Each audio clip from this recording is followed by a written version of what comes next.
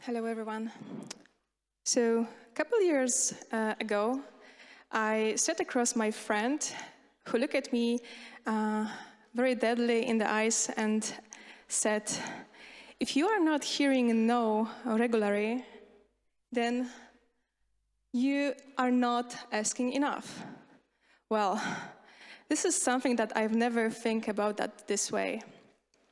So I started thinking, and I realized that it hit me like a challenge, one I wasn't sure I was ready to accept. Because let's be honest, hearing no doesn't feel good. It stirs up to and makes us feel not good about ourselves.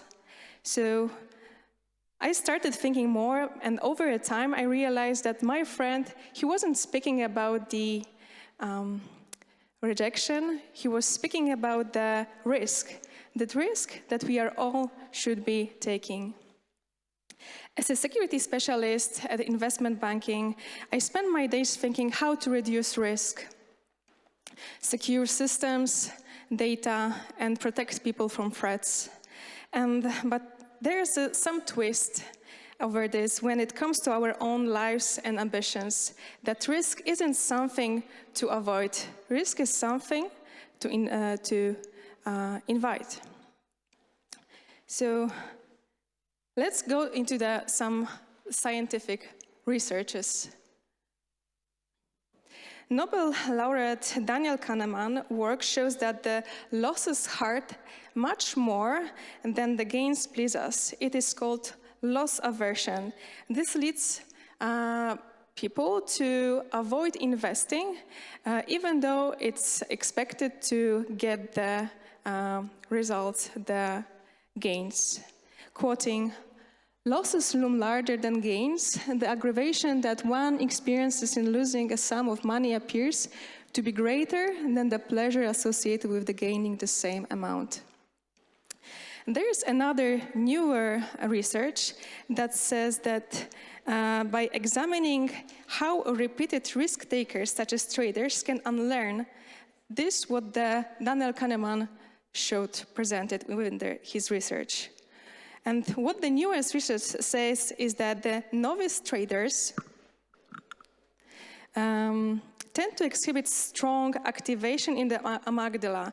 This is the part of the brain which is responsible for the fear, and insula, linked to discomfort and the risk aversion with the experiencing financial losses.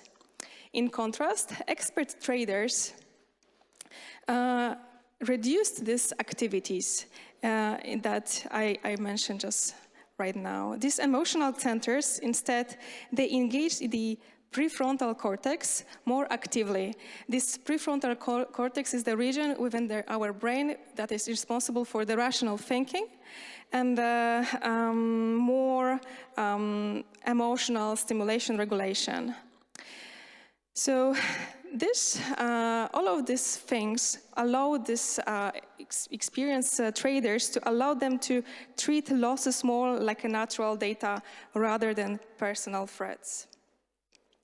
As traders gain experience, they began to see losses as a normal part of their process, essentially the cost of doing business rather than the personal or emotional failures. All of this led me to a conclusion. We have risk. When you're faced the risk, isn't just about cautious. It's your brain is being within the war with the two different brain systems. So the first, amygdala, the alarm bell, and that reacts to uncertainty with fear, such as danger, abort mission. This is why hearing no feels so bad. It triggers primal threat responses like rejection did for our ancestors.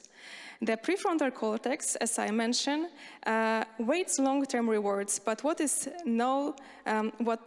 this no leads to a better opportunity? So all of this comes to the place where we can ask, where is this power of why? It actually lives here. It overrides fear when your purpose is clear. So I assume two different ways to hack our brain to push this first response to the second one, to the frontal cortex, which is the first one is the 10 to 10 rule, which is basically ask ourselves, how will I feel in 10 minutes, in 10 months, or maybe even 10 years? This activates this prefrontal cortex, putting fear in perspective. That pitch you are scared to make, in 10 months, you will regret not trying more than failing. The second one is asking why. When your why is strong, in example, I am doing this to learn, not just to win. The brain releases dopamine, a motivator that rewards effort, not just outcomes. In cybersecurity, we mitigate risk. In life, we need just enough to keep our dopamine and growth flowing.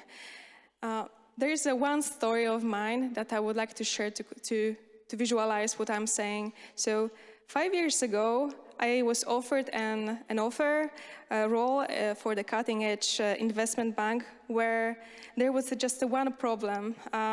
It was completely out of my comfort zone. On paper, I wasn't for sure a good candidate. The job required leadership skills, crisis management, security, even public speaking.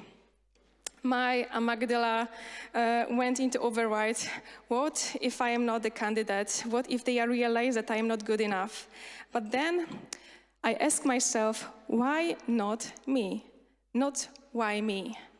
It would be imposter syndrome speaking, but why not me is shifting the side that flipped the script. It forced me to confront the real risk, not growing.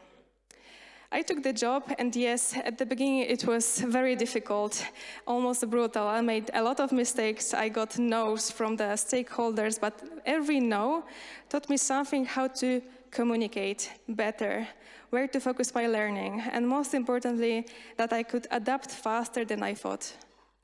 By the end, I built one of the most comprehensive technology risk management framework in the industry.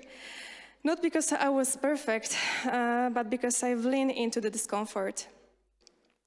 My last slide was that, what's your why not me moment?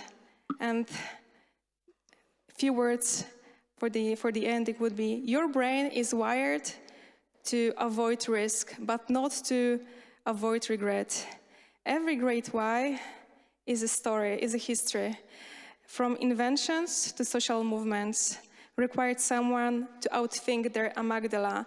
So the next time you hear no, thank your brain for protecting you, and then ask, but what if I'm wrong? Thank you.